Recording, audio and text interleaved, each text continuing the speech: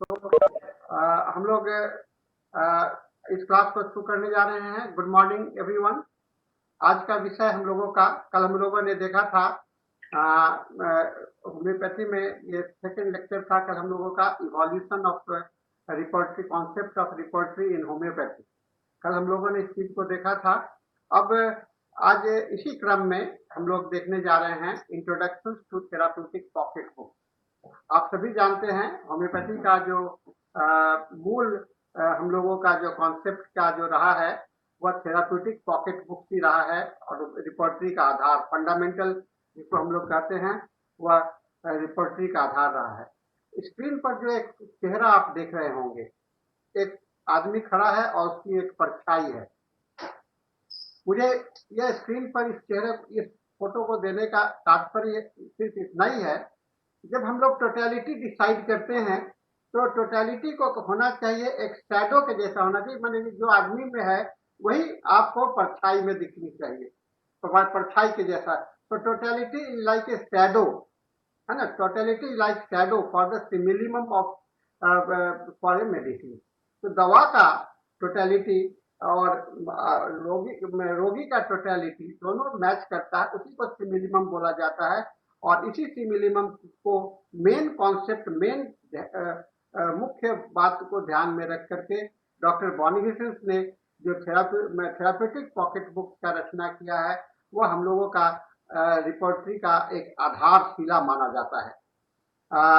आप सभी जानते हैं डॉक्टर बॉनिगेसेंस के विषय में। इनका पूरा नाम रहा है बैरन क्लेमेंस मारिया फ्रोजोन बॉनिगेसेंस। बहुत लंबा चौड़ा नाम है, बैरन क्लेमेंस मार्टिया फ्रोजेवॉन बॉनिगेसेंस। इन्होंने ये नीदरलैंड में, वेस्ट जर्मनी के नीदरलैंड भाग में जन्म लिया था 1785 में, और इन्होंने बहुत सारे कंट्रीब्यूशन किए हैं होम्योपैथी के फील्ड में, और इन्हें माना जाता है कि ये फादर ऑफ होम्योपैथिक रिपोर्टरी हैं। He was also close touch with the Hahnemann until the close of the Hahnemann life. Hahnemann के संपर्क में आने के बाद में उनके मृत्यु तक, उनके अंतिम समय तक ये हनीमैन के टच में रहे हैं। और सभी पुस्तकों में जो जितना भी इनके पब्लिकेशन इनके हुए हैं, उसमें थेराप्यूटिक पॉकेट बुक का सबसे प्रमुख स्थान रहा है। यह 1846 में ये थेराप्यूटिक पॉकेट बुक पब्लिश हुआ था। जैसा कि हमने पिछले बार भी बताया था, ये 1846 में यह रिपोर्टरी बना, जो कि रिपोर्टरी के प्रिंसिपल का, सिद्धांत का ये आधारशिला माना जाता है। ये जो किताब है थेराप्यूटिक पॉकेट बुक, ये 4 किताबों का सम्मिश्रण है। इसमें पहला किताब है एंटीसोरिक रेमेडी, जो कि उन्हीं का है, 1832 में पब्लिश हुआ था। फिर repertory of medicine which are not antipsoric, जो कि 1835 में हुआ था। और फिर प्रिंसिप ऑफ होम्योपैथिक मेडिसिन 1836 में। ये सभी मिल करके आपको थेराप्यूटिक पॉकेट बुक का आधार बनता है। एंटीसोरिक रेमेडी, सोरिक रेमेडी और रिलेशनशिप ऑफ रेमेडी, ये तीनों को अगर मिला देते हैं तो इस तीनों का सम्मिश्रण को हम लोग ये चौथा किताब के रूप में देखते हैं थेराप्यूटिक पॉकेट बुक से। ये जो मूल पुस्तक है वह जर्मन लैंग्वेज में लिखा गया था, और इसे फिर ट्रांसलेशन किया गया था इंग्लिश में, लेकिन किसने किया था आज भी मतभेद है। और उसके तुरंत बाद हेम्फेल ने भी ट्रांसलेट किया इस किताबों को, और लिटरेचर वाज हैंडेड बाय ओकी, CM Boger, TF Allen, and lastly edited by H A. Robert and Amy Wilson. After his death, T.F. Allen added sides of the body 1853 to this text. शरीर का जो side है, left side, right side, इसको add किया था doctor बॉनिगेसेंस के death के बाद में टी.एफ. एलन ने। टी.एफ. एलन इसके बाद में बहुत सारे इसमें जोड़ भी किए और कुछ घटाए भी। और he added the side of the body and 120 remedies and deleted 4 remedies. 120 दवा को इन्होंने ऐड किया था और 4 दवा को घटाया था।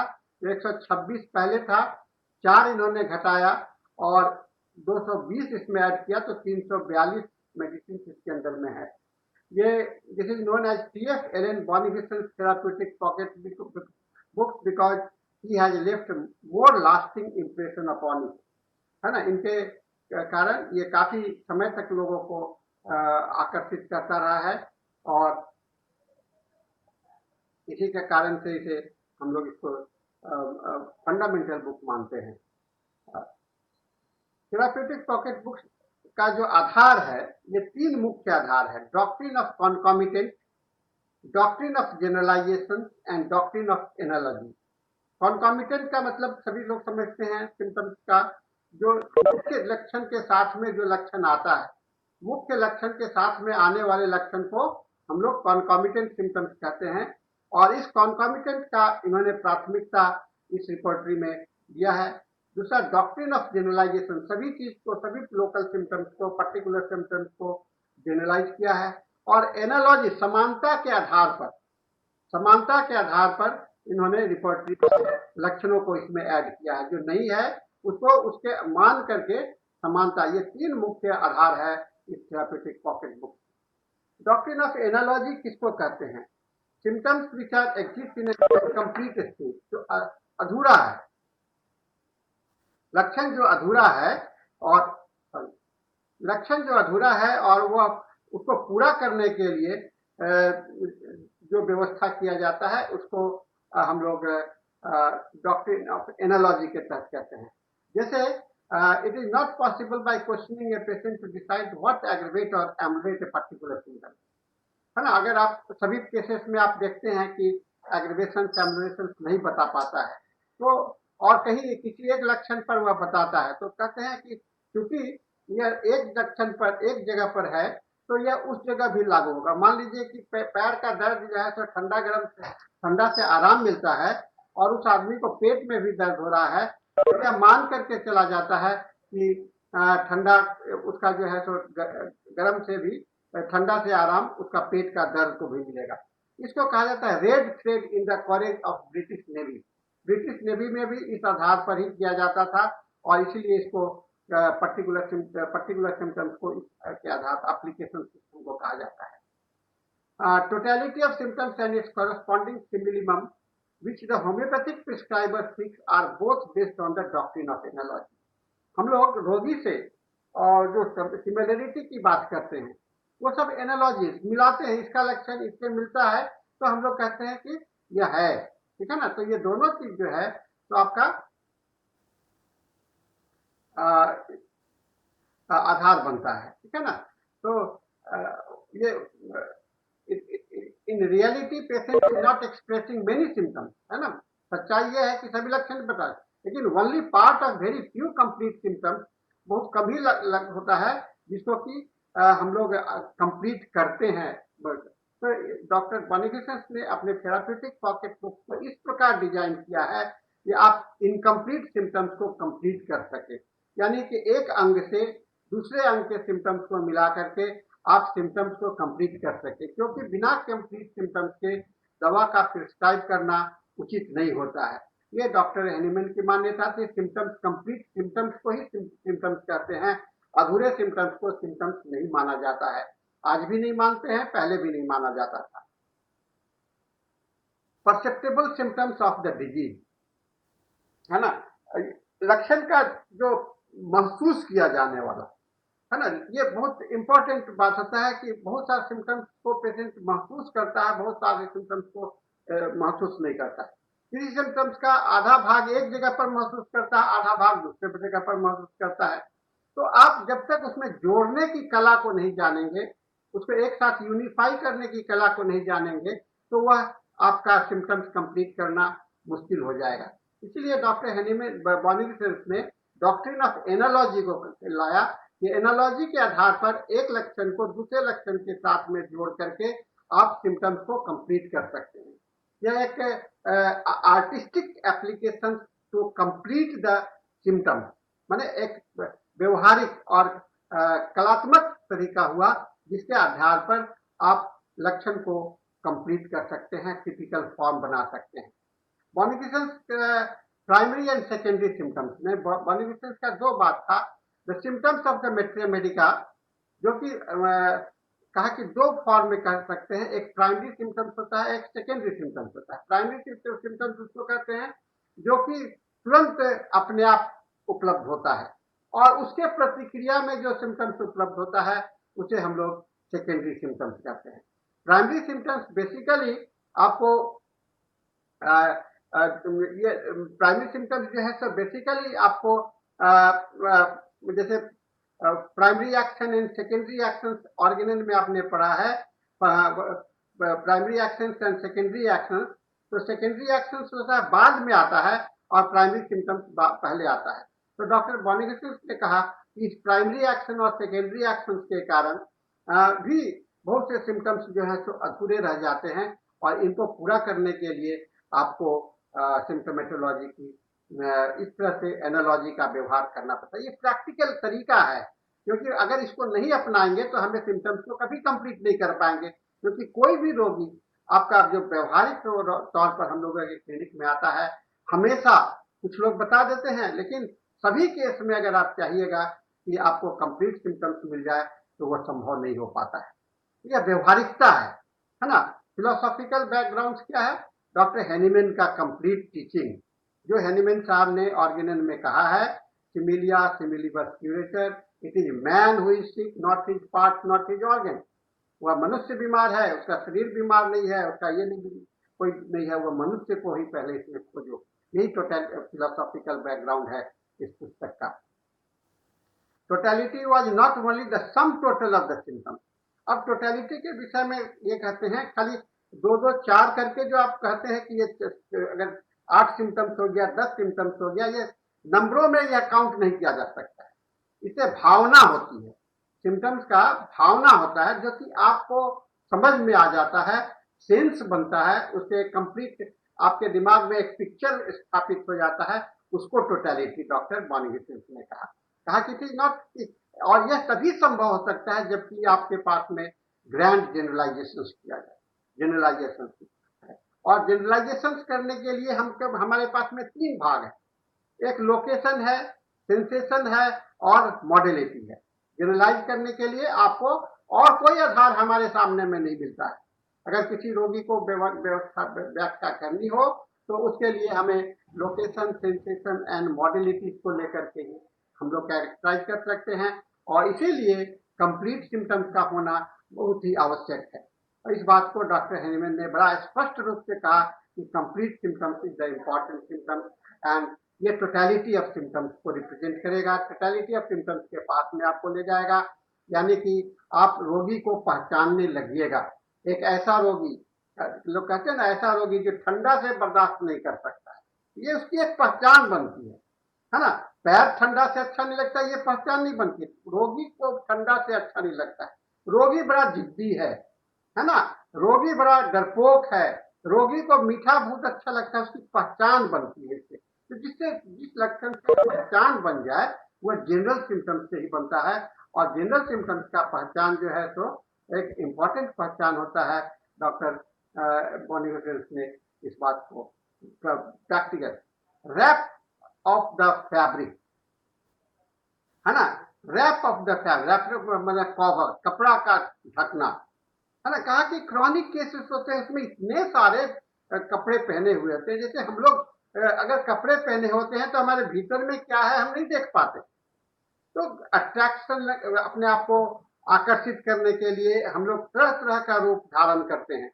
हम लोग अपना बाल को संवारते हैं, अपने पैर को संवारते हैं, सारा चीज को हमारा प्रेजेंटेशन बहुत अच्छा हो। कहा कि ये लक्षणों से आपको दवा नहीं मिल सकती, इन लक्षणों से दवा नहीं मिल सकती। दवा तो तब मिलेगी जबकि आप फीचर की चीज को, असलियत को देखिएगा। इसलिए जो ढका हुआ है उसको खोलने की जरूरत है, और वह क्रॉनिक डिजीज के, क्रॉनिक केसेस के सिम्टम्स के लिए आपके लिए आवश्यक है। रैपिंग द फैब्रिक, है ना, अनरैपिंग द फैब्रिक। तो कपड़ों से ढका हुआ शरीर नहीं चाहिए, मुझे नंगा शरीर चाहिए, नंगा जीवन चाहिए, जो बिना कवर का हो, बिना कोई बाहरी आवरण का हो। ऐसे तस्वीर, इसी तस्वीर को ओरिजिनल तस्वीर कहा जाता है। और कवर से ढक करके कभी आप लाल कपड़ा पहनते हैं, कभी पीला कपड़ा पहनते हैं, कभी ये फुल पैंट पहनते हैं, कभी हाफ शर्ट पहनते हैं, कभी टी शर्ट पहनते हैं। दिस इज नॉट द, ये चेंजेबल है, ये परिवर्तन होता रहेगा, कपड़ा फट जाएगा, चला जाएगा, लेकिन उस शरीर का जो रूप है वह वही जो है जो आधार आपका फाउंडेशन स्टोन बनता है दवा के चुनाव करने के लिए।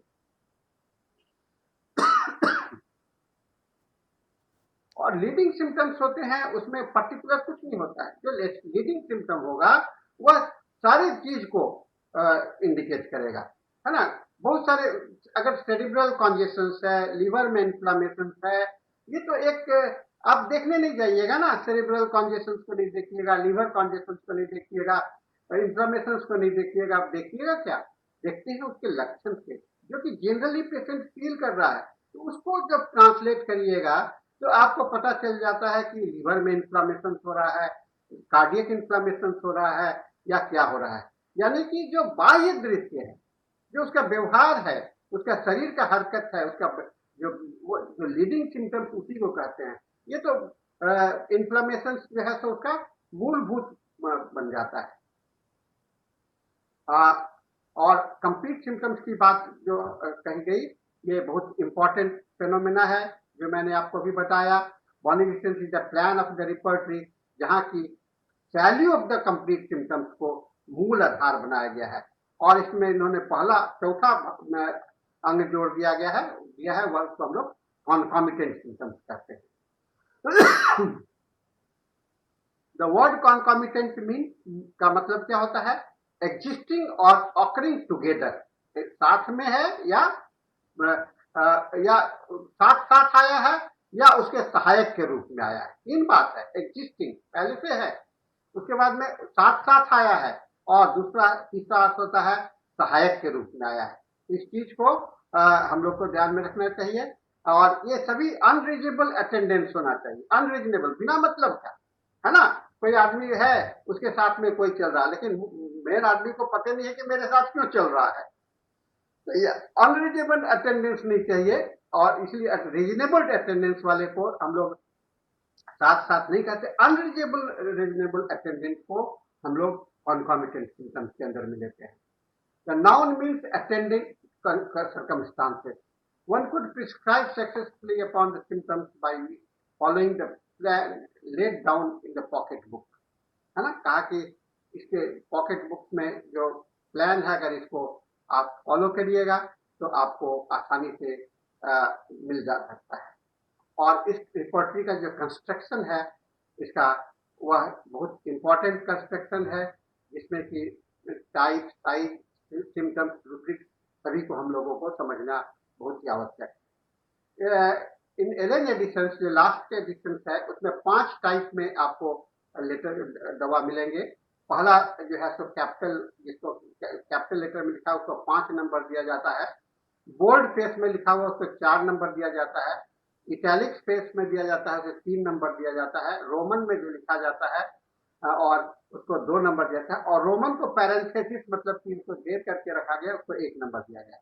ये पांचवा जो है सो सबसे नीचे स्तर का है, ये डाउटफुल रेमेडी है, माने कि इसमें है भी नहीं है, इसका सर्टेनिटी उसको उस समय में नहीं हो पाया था, इसीलिए डॉक्टर बॉनिफेसेंस ने इसको 5 ग्रेडिंग में, या एक पांचवा जो है सो सब जो 5 नंबर जिसको दिया गया कैपिटल, वो सब लोगों ने उसको मान्यता किया, उसका रिकॉग्निशन पूरा हुआ।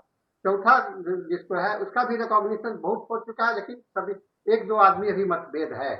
तीसरा जो है सो क्लिनिकल प्रूविंग में, ड्रग प्रूविंग में आया था, क्लिनिकल प्रूविंग में सभी जगह पर नहीं आया है। रोमन में जो लिखा हुआ है वह ड्रग प्रूविंग में देखा गया है, लेकिन क्लिनिकल प्रूविंग में वह नहीं देखा गया है। कहा कि प्लान कैसा होना चाहिए, इलास्टिक होना चाहिए, जिसको कि आप सभी जगह पर आप इस्तेमाल कर सके। प्लान आपका रिपर्टरी का प्लान जो है तो एक ऐसा प्लान होना चाहिए जिसे आप सभी जगह पर इस्तेमाल कर सके। ये बहुत इंपॉर्टेंट बात है, क्योंकि हमारे पास में रोगी तो अलग अलग तरह के आएंगे, इसलिए अलग अलग तरह के रोगी को एक जैसा दिखलाने के लिए हमें व्यवहार करना है, और इसके लिए यह आवश्यक होगा, ठीक है ना। बॉनिफेसेंस को कहा जाता है सेज ऑफ मिस्टर, एक साधु महात्मा के रूप में माना गया है, क्योंकि इन्होंने जो रचना किया, इन्होंने साइलेंटली, देखिएगा हैनीमैन का प्रचार काफी हुआ, केंट का प्रचार काफी हुआ, लेकिन बॉनिफेसेंस का प्रचार काफी नहीं हुआ। ये शांत सेल्फ वर्कर, सेल्फलेस वर्कर रहे हैं होम्योपैथी के। और इन्होंने जो कहा जाता है anonymous person made this book to the English first edition. किसने किया ये आज तक पता नहीं है, और ये सिर्फ बॉनिफेशंस को भी नहीं पता है कि किसने इंग्लिश में ट्रांसलेट किया है।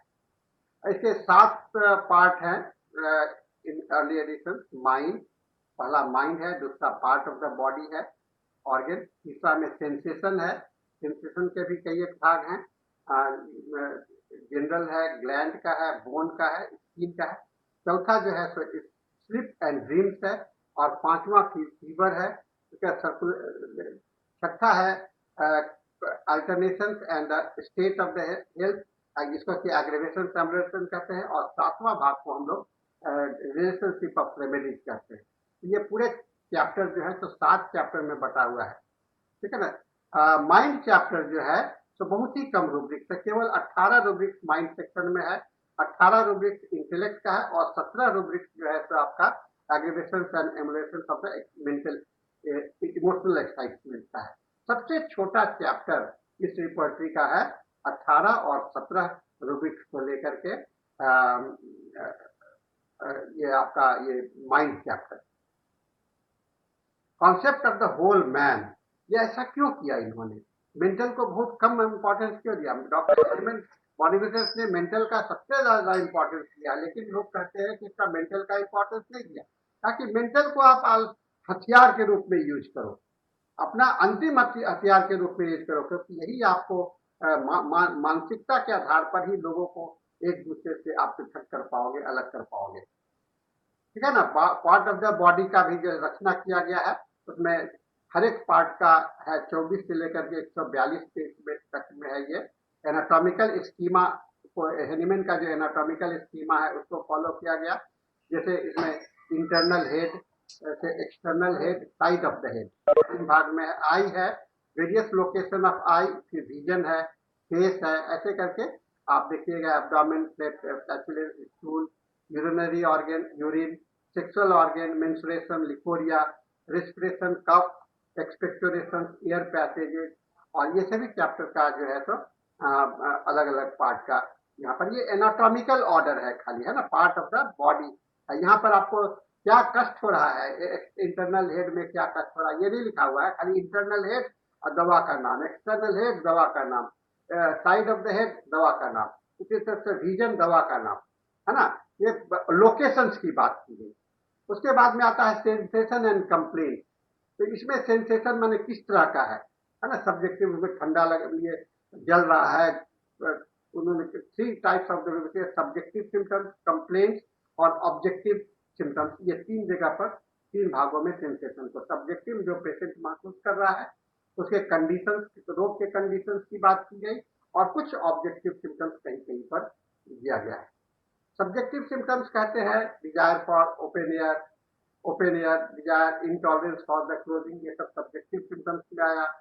सिम्टम्स ऑफ द डायरेक्शन, जैसे दायां से बायां की ओर, लेफ्ट साइड में, बायां साइड में, क्रॉस वाइज, ये सब आपको जनरलाइजेशन ऑब्जेक्टिव सिम्टम्स में आया, लेकिन ये सब्जेक्टिव पैटर्न हुआ।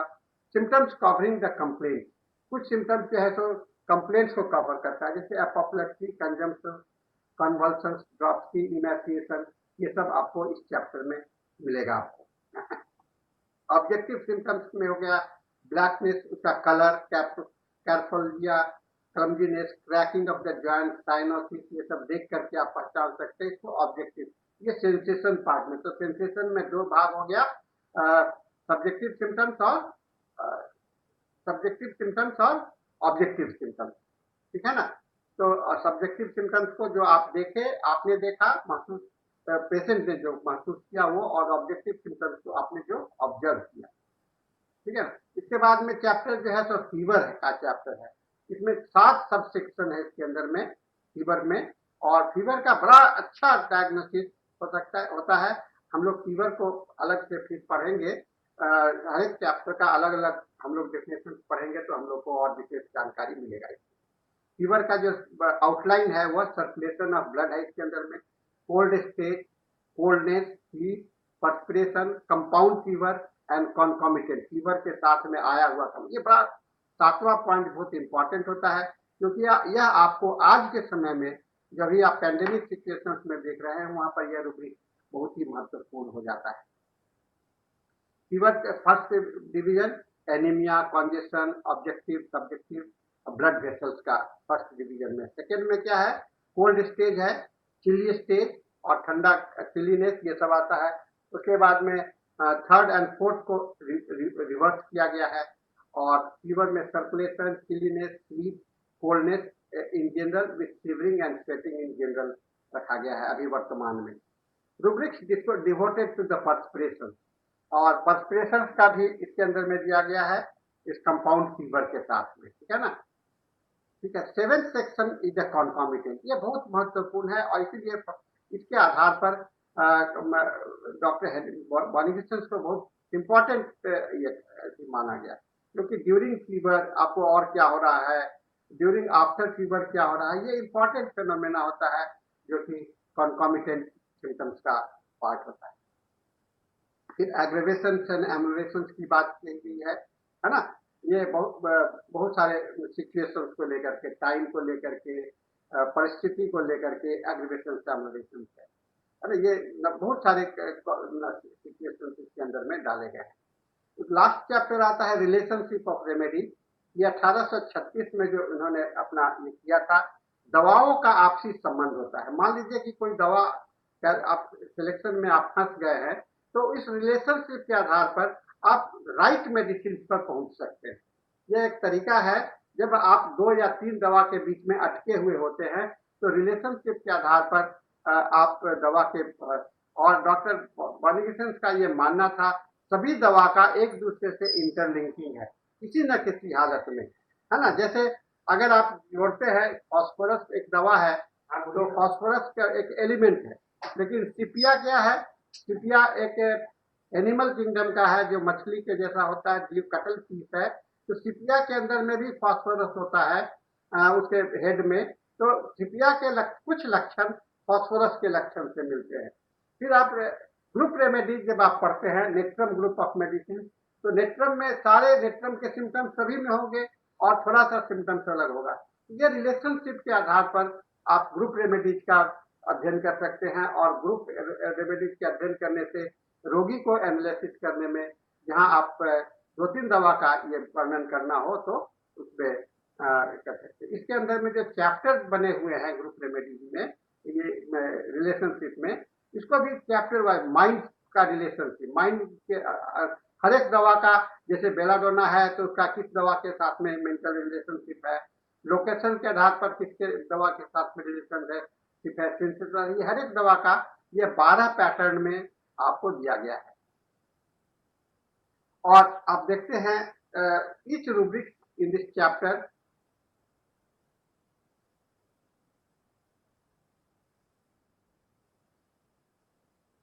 इस रूब्रिक्स में हर एक चैप्टर हेडिंग के साथ में दिया गया है, 2-3 एडिशनल रूब्रिक्स सभी के साथ में दिए हुए हैं, एक इम्पॉर्टेंट ये अंडरस्टैंडिंग हो जाता है। तो ये हम लोगों का जो अध्ययन है, इस आधार पर हम लोग इस रिपोर्टरी को हम लोग, मैंने एक मोटी मैंने आपको इनका प्लान बताया आज आपको, इसका फिर एक एक चैप्टर को भी हम लोग पढ़ते रहेंगे थ्योरेटिकल क्लास में, और फिर इसके आधार पर हम लोग इसका इसका क्लिनिकल केसेस हम लोग इसके साथ में करेंगे, ठीक है ना। तो आज का ये लेक्चर्स मेरा ये जो है आपका प्रेजेंटेशन मेरा खत्म होता है। आप लोग अभी अगर कोई सवाल करना चाहते हैं तो मुझसे आप सवाल कर सकते हैं।